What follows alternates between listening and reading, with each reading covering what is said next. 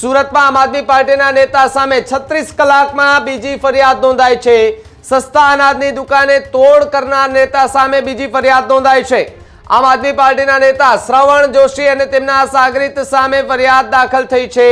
સસ્તા અનાજના વેપારીને ડરાવી ધમકાવીને 80,000 થી વધારે પડાવ્યા હતા। સોશિયલ મીડિયાના માધ્યમથી બદનામ કરવાની ધમકી પણ આપવામાં આવી હતી। લાયસન્સ રદ કરવાની ધમકી આપી ખંડણી ઉઘરાવતા નેતા સામે ફરિયાદ દાખલ કરાઈ છે।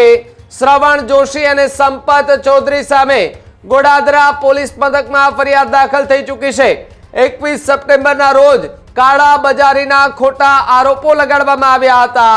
આમ આદમી પાર્ટીના નેતા સામે બીજી ફરિયાદ નોંધાતા પ્રદેશના નેતાઓ મૌન ધારણ કરીને બેસી ગયા છે।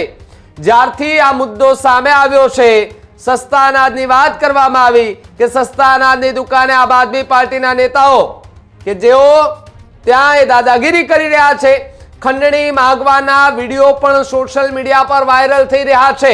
અને આ વાયરલ વિડીયોને લઈને આમ આદમી પાર્ટીના જે ઉચ્ચ નેતાઓ છે એ પણ ચર્ચામાં આવ્યા છે કે જ્યારે કોઈ પણ એવો વિવાદ હોય, વિપક્ષનો હોય કે પછી સામે કોઈ કોંગ્રેસ હોય કે સામે ભારતીય જનતા પાર્ટી હોય, જો એમાંથી કોઈએ કોઈ નિવેદન આપ્યું હોય અથવા તો એમનો નેતા જે છે એ કોઈ વિવાદમાં આવ્યા હોય તો પછી એમની પાછળ એ પ્રતિક્રિયા જે છે તે સતત ને સતત આવતી હોય છે।